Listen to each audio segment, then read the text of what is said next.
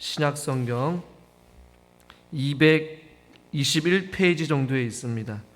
13절에서 20절까지 사도행전 19장 13절에서 20절까지 한 절씩 교독하겠습니다. 제가 13절 먼저 읽겠습니다.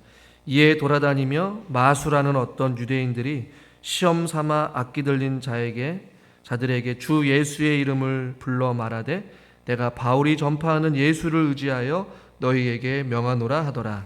유대의 한 제사장 스게와의 일곱 아들도 이 일을 행하더니 악기가 대답하여 이르되 내가 예수도 알고 바울도 알거니와 너희는 누구냐 하며 악기 들린 사람이 그들에게 뛰어올라 눌러 이기니 그들이 상하여 벗은 몸으로 그 집에서 도망하는지라. 에베소에 사는 유대인과 헬라인들이 다 이 일을 알고 두려워하며 주 예수의 이름을 높이고 믿은 사람들이 많이 와서 자복하여 행한 일을 알리며 또 마술을 행하던 많은 사람이 그 책을 모아 가지고 와서 모든 사람 앞에서 불사르니 그 책값을 계산한즉 은 5만이나 되더라.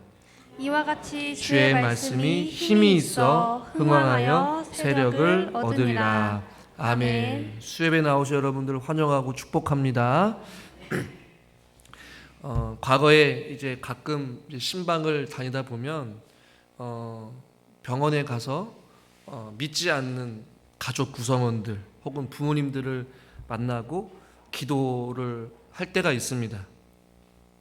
무슨 큰 병에 걸렸거나 혹은 시한부 인생을 살거나 혹은 병원에서 도저히 이제는 포기를 한 상태에 있어서 죽음을 앞두고 있는 대부분의 그런 사람들의 신방을 좀 자주 갔습니다.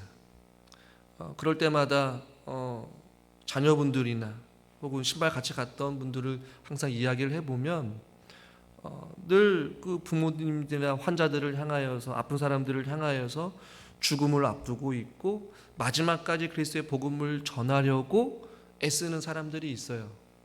그리고 마지막에 신락 같은 희망을 가지고 목회자를 통하여서 복음을 듣게 하고 또 예수님을 영접하게 하고 또 병 중에서도 병원에서 세례를 베푸는 일들을 사역들을 종종 했습니다.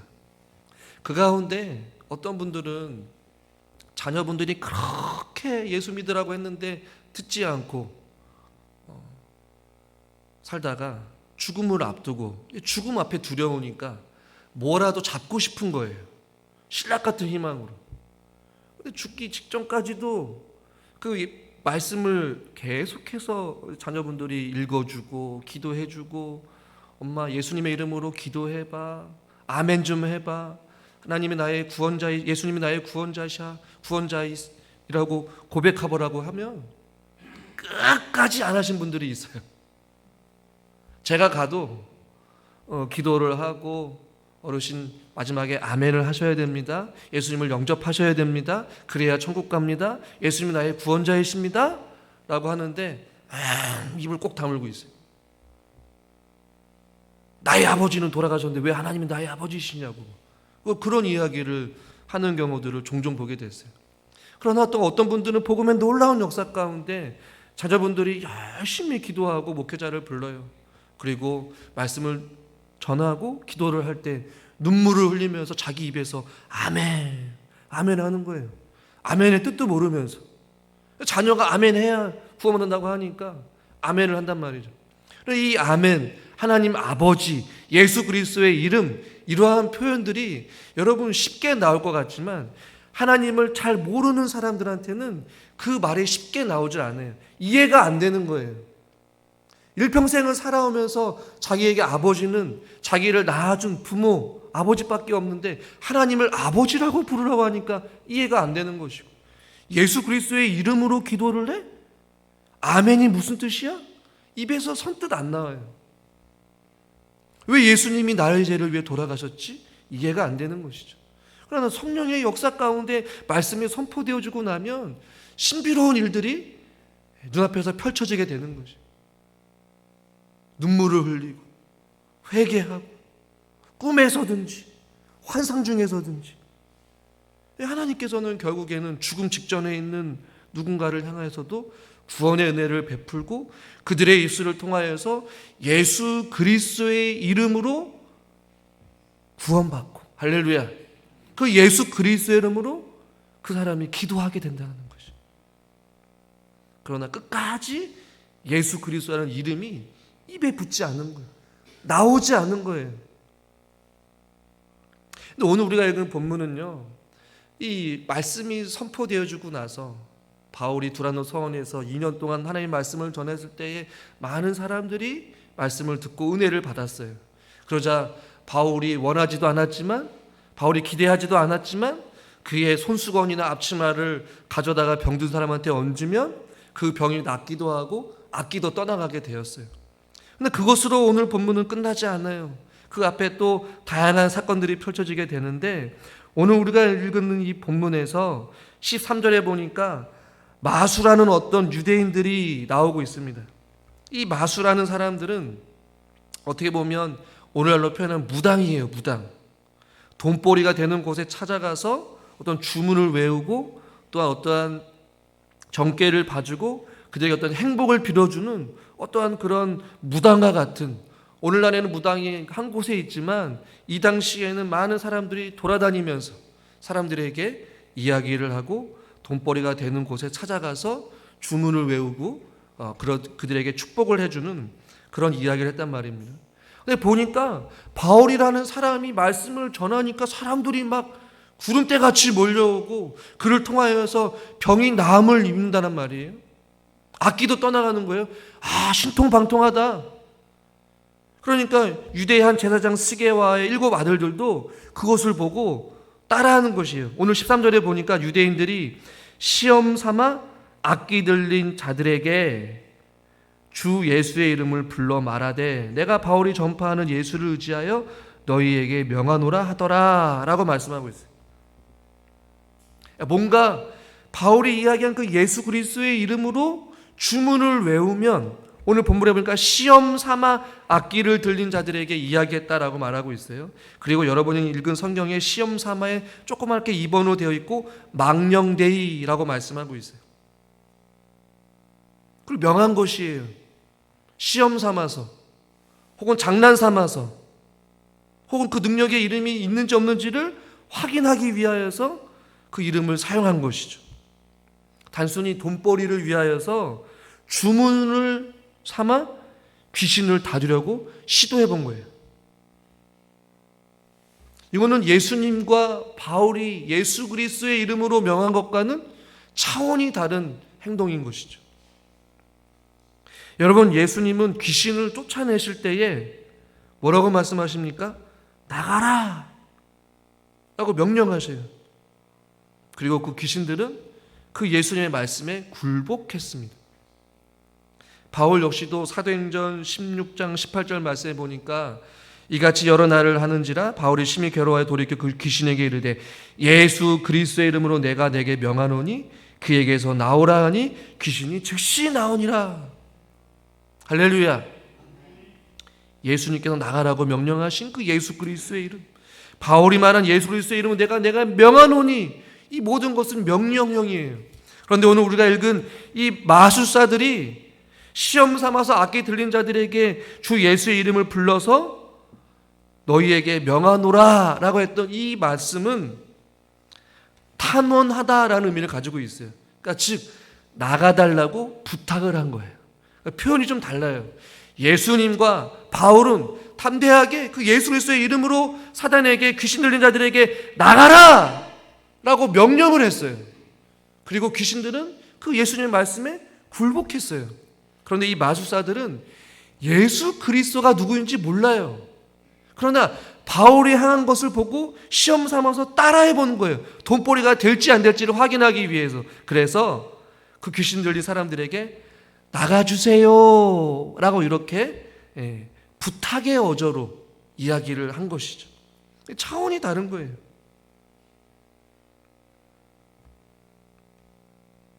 여러분, 우리는 오늘도 예수 그리스도의 이름으로 이 자리에 모인 줄 믿으시길 바랍니다. 우리는 날마다 예수 그리스도의 이름으로 기도를 합니다. 그러나 오늘 이 마술사들과 같이 주술적으로 시험 삼아서 습관적으로 혹은 형식적으로 우리가 예수 그리스도의 이름으로 기도해서는 안 된다라는 것이. 오늘 우리가 읽은 본문에서도 유대인들이 시험 삼아 망령되이 그 이름의 뜻도 모르고 형식적으로 망령되이 이름을 불렀어요. 그런데 분명히 우리가 알고 있는 10계명 제3계명 중에서는 출애굽기 20장 7절에 보니까 이렇게 말씀하고 있습니다. 같이 한번 읽죠. 너는 내 하나님 여호와의 이름을 망령되게 부르지 말라. 여호와는 그의 이름을 망령되게 부르는 자를 죄 없다 하지 아니하리라. 아멘.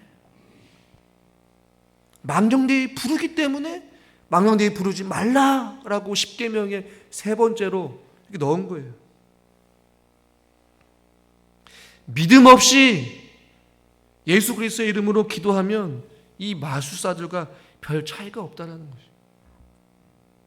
여러분, 예수 그리스도의 이름에 능력이 있음을 믿습니까? 그러면 그분의 이름의 능력을 믿으며 그분의 이름으로 믿음으로 선포할 수 있기를 주님의 이름으로 축원합니다. 근데 믿음 없이, 확신 없이 그냥 습관적으로 기도하면 안 되는 것이. 오늘 이들을 보십시오.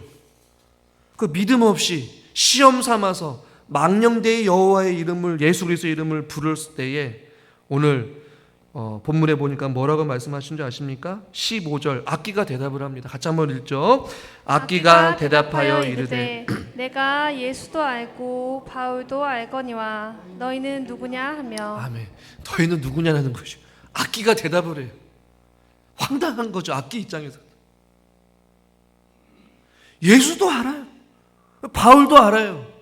신실하신 하나님의 사람 예수 그리스도의 이름에 능력이 있음을 믿고 그 이름으로 담대하게 선포하는 그 하나님의 사람들은 어둠의 세력들이 안다라는 얘기예요.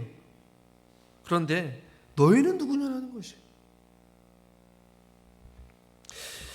여러분, 예수님은 마가복음 1장 24절에 보면 나사렛 예수여, 우리가 당신과 무슨 상관이 있습니까? 나는 당신이 누구인지를 압니다. 하나님의 거룩한 자입니다. 어둠의 세력도 예수님이 어떤 존재인지를 알았어요. 바울은 어땠을까요? 사도행전 16장 17절에 보니까 지극히 높은 하나님의 종이다 이렇게 표현을 해요. 그런데요, 예수 그리스도의 이름에 확신이 없이 기도하고 습관적으로 기도할 때에 오늘 본문을 보십시오. 악기 들린 사람들이 16절에 보니까 악기 들린 사람이 그들에게 뛰어올라 눌러 이기니 그들이 상하여 벗은 몸으로 그 집에서 도망하는지라. 악기 들린 한 사람이 스게와와 그의 7 아들을 이긴 거예요. 짓눌러 버린 거예요. 짓밟은 거예요. 그러니까 믿음 없이 예수 그리스도의 이름을 함부로 이용하거나 주문으로 삼아서 이름을 부른 자는 오히려 화를 입게 된다는 것이. 사랑하는 성도 여러분, 저와 우리 사랑하는 성도님들이 어둠의 세력들을 예수 그리스도의 이름으로 물리칠 수 있기를 주님의 이름으로 축원합니다. 사단에게 치면 안 되는 거예요. 짓눌림 당하면 안 되는 것이고 짓밟히면 안 되는 것이에요. 죄의 노예가 되고 아버지 하나님 앞에 정욕에 이끌림 바 되어서 살아가면 안 되는 것이. 그러니까 어설프게 믿음 생활하다 보면 짓누르게 되는 것이. 11절 보시죠. 얼마나 담대합니까? 악기 들린 사람이 그들에게 뛰어올라서 짓눌러 버린대요. 어둠의 사자가 두루 산길자를 계속해서 찾아다니고 있어요. 지금도 우리가 살고 있는 이 시대 가운데 어둠의 세력들이 저희들을 움켜 삼으려고 계속해서 살피고 있어요. 예수 그리스도의 이름으로 기도하지 않는 자, 말씀으로 살아가지 않는 자, 하나님과 상관없이 살아가는 자들을 향하여서 뛰어올라서 그들을 짓눌러 버리는 거예요. 밟아버리는 것이죠. 어둠으로 끌고 가는 것이에요. 그러나 사랑하는 성도 여러분, 우리는 예수 그리스도의 이름에 능력이 있음을 믿습니다. 아멘을 안 하시네. 목사님 뭐 뻔한 거 아니겠습니까? 우리는 날마다 예수 그리스도의 이름으로 기도해야 합니다. 물리쳐야 되는 것이. 사단아 물러가라! 할렐루야! 깜짝 놀랐죠. 담대하게 선포해야 됩니다. 제가 예전에 한번 예화로 말씀을 드렸었어요. 예배를 드리는데 약간 정신적으로 이 어둠의 세력에 짓눌려 있었던 어떤 성도님이 예배 시간에 맨 앞자리에서 찬양을 부르는데 막 괴성을 지르면서 이상한 행동을 하면서 막 예배를 드리고 있었어요. 정상적인 모습은 아니었어요.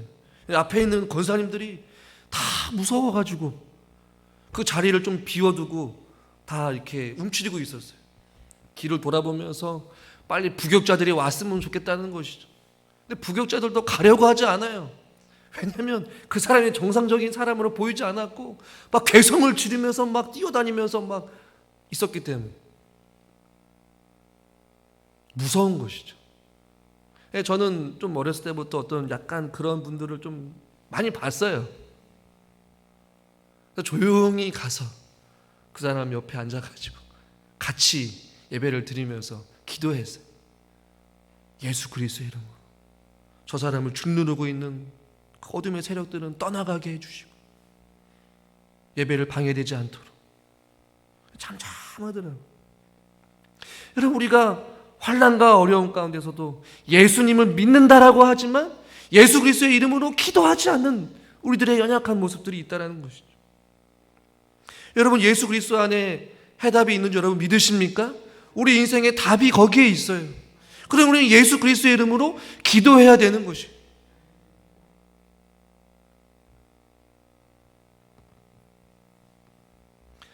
그 이후에 어떤 결과가 일어나느냐?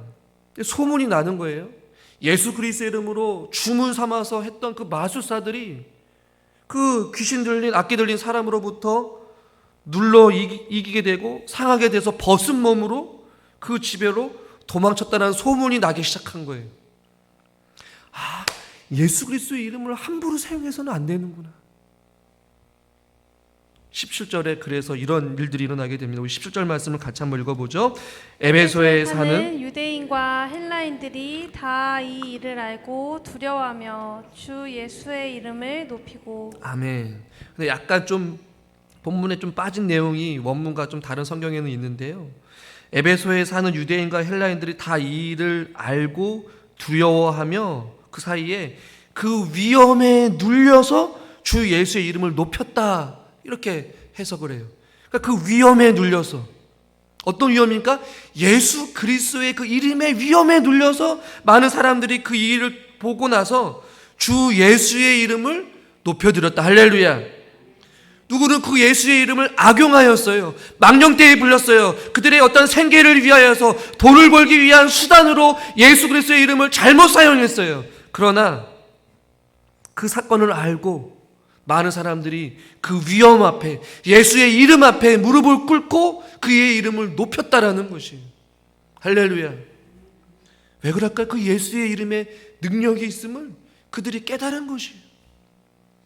함부로 그들이 불러서도 안 되고 함부로 그것을 통하여서 귀신을 쫓는 그런 행위를 해서는 안 된다라는구나. 예수 그리스도의 이름은 신성한 것이고 우리가 그의 이름을 높여야 될 존귀한 이름이구나라는 것을 깨달아야 하는 것이죠.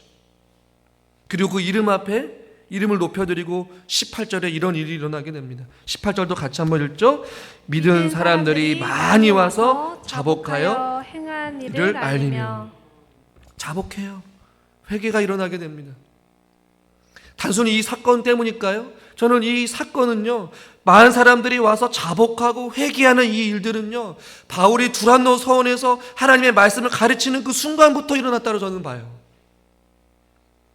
말씀이 선포되어질 때에 놀라운 기적과 병든 자들이 고침을 받게 되고 귀신들이 떠나가게 될 줄 믿습니다. 여러분, 순서가 중요해요. 귀신이 떠나가고 앞치마와 손수건을 통하여서 병든 자들이 나았을 때에 부응한 것이 아니고 회개한 것이 아니었어요. 하나님의 말씀을 끊임없이 2년 동안 계속해서 강론하고 그의 말씀을 들었을 때에 말씀의 분명한 서포 가운데 하나님의 놀라운 성령의 역사도 같이 일어나게 되었고, 병고침도 일어나게 되었고, 귀신도 떠나가게 되는 일들이 일어나게 되고, 많은 사람들이 회개하는 역사가 일어난 것이었어요. 1907년에 평양의 부흥은 바로 이 말씀과 회개의 운동이었습니다. 평양에 있는 모든 술집들이 문을 닫고 모든 약한 세력들이 사라지게 되는 역사가 말씀과 회개의 부흥의 역사였어요. 그러니 지금 에베소 이 지역에도 많은 사람들이 와서 그 예수 그리스도의 이름을 높이면서 자복하고 행한 일들을 고백하는 것이. 그런데 또 다른 사건이 일어나게 되는데 19절에입니다. 19절 말씀을 같이 한번 읽죠. 또 마술을 행하던 많은 사람이 그 책을 모아가지고 와서 모든 사람 앞에서 불사르니 그 책값을 계산한 즉 은 5만이나 되더라. 여기서 말하는 마술 행하는 사람들은 앞서 말한 마술자들과 조금 약간 다른 부류의 사람들이에요. 그런 이 마술을 행하는 자들은 점쟁이 혹은 점성술사들이에요. 그런데 이들이 많은 사람들이 그 책을 모아 가지고 온 것이에요. 사람들 앞에. 모든 사람들 앞에서 그 책을 불태워 버립니다. 그런데 그 책값을 본문의 저자는 의도적으로 계산해서 얼마인지를 말해주고 있어요. 여러분들은 마음에 확 와닿지는 않지만 이 은 5만이나 되는 그 책값을 태웠는데 그 은 5만이 얼마냐? 이 당시의 임금으로 따지면 한 사람이 쉬지 않고 137년을 일해야 모을 수 있는 금액이에요. 놀래지도 않으시네요. 내 돈이 아니니까. 태우든지 말든지 목사님 상관없어요. 137년 동안이나 평생 하루를 쉬지 않고 모아야 모을 수 있는 돈이니 얼마나 많은 돈이겠어요. 근데 그만큼의 책을 다 지금 불태우고 있는 것이죠. 책값이 어마어마해요. 그러니 이 마술을 행하던 자들의 책값이 은 5만이나 되니 에베소 사람들이 이 마법사들에게 쓴 돈은 얼마나 되겠냐는 것이 값으로 환산할 수가 없는 거예요. 엄청난 양의 그 책값을 돈 주고 살 수 있었던 이 마술사들에게 에베소에 있는 많은 사람들이 이들을 찾아가서 얼마나 많은 돈을 들었냐라는 것이. 그만큼 에베소 사람들이 쓸데없는 것에 집착하고 허무한 곳에 그들의 인생을 허비했음을 우리는 보게 되는 것이. 여러분, 책을 다른 사람들한테 판 것도 아니었어요. 그냥 많은 사람들 앞에서 불태워버렸어요. 이것은 무엇을 의미할까요? 다시는 그 책을 보지 않겠다라는 것이에요. 뒤돌아보지 않겠다라는 것이죠. 이 책과 이 은 5만의 가치는 우리에게도 중요한 의미를 선사합니다. 저와 여러분들이 집착하고 있는 것의 상징인 것이죠. 하나님을 믿는다라고 하면서도 여전히 집착하고 있는 것.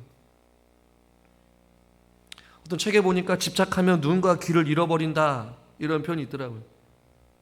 어느 것 하나의 마음이 쏠려 계속 거기에만 매달리게 된다는 것이죠. 저와 여러분 삶 가운데 미련을 두고 버리지 못하는 것이 여러분 무엇이 있습니까? 저와 여러분들이 성령의 불로 그거를 미련 없이 불태워버릴 수 있기를 주님의 이름으로 축원합니다. 뒤돌아보지 말아야 되는 것이죠. 내려놓아야 합니다. 버려야 합니다. 태워야 살 수 있습니다. 한번 따라해 볼까요? 태워야 살 수 있다. 혹시 만약 여러분 가장 아끼는 돈이면 어떡할 거예요? 여러분이 전전긍긍한 여러분 자녀라면 어떡할 거예요? 이 마술 행하던 자들에게 이 책은 생계와 연관된 문제예요. 이 마술책이 없으면 이들은 직업을 잃어버려요. 주적인 행위를 할 수가 없어요. 그런데 이제는 이들이 말씀을 듣고 그들의 인생의 가치관이 바뀌게 된 거예요. 그들이 거짓된 삶을 깨달아 알는 것이에요. 잘못 살았구나 하고 불태워버리고 뒤돌아보지 않는 것이죠. 우리 믿음 생활에도 미련을 두지 못한 그 무엇이 있다면 우리는 태워야지만, 내려놓아야만이 살 수 있습니다. 그렇게 불태우고 어떤 헌신과 결단이 있을 때에 최종적인 결과로 20절에 이런 은혜가 있습니다. 20절 같이 읽죠. 이와 같이 주의 말씀이 힘이 있어 흥왕하여 세력을 얻으니라. 아멘. 아멘. 오늘 설교 제목과 같이 주의 말씀이 힘이 있어. 이 사도행전의 저자인 누가도 결국에 이러한 놀라운 사건들이 일어나게 된 것은 하나님의 말씀이 힘이 있어라고 말씀하고 있습니다. 흥왕하여 세력을 얻다라는 것은 힘있게 널리 퍼져나갔다는 거예요. 무엇이요? 하나님의 말씀이 살아있고 운동력이 있어서 많은 사람들의 영혼에 일깨우치고 그들의 잘못된 삶을 발견하게 하고 회개하게 하고 불태우게 하고 그들의 삶을 변화시키는 것은 바로 하나님의 말씀이다라는 것이에요. 그리고 흥왕하여서 세력을 얻었다라는 것이죠. 이 세력을 얻다라는 것은 또 다른 의미로 이기다라는 의미를 가지고 있는 거예요. 주의 말씀이 이 세상의 그 무엇도 이길 수 있다라는 것이 할렐루야.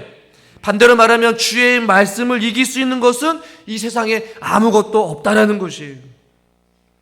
기적 때문에 세력을 얻은 것이 아닙니다.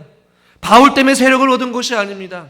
바울이 선포한 하나님의 말씀이 힘이 있어서 세력을 얻고 확장이 된 것이에요. 하나님의 말씀은 세상의 유혹과 어둠을 이기는 진리의 밝은 빛이 되어 주십니다. 하나님의 말씀은 고난과 역경을 이기는 창조의 능력이 있습니다.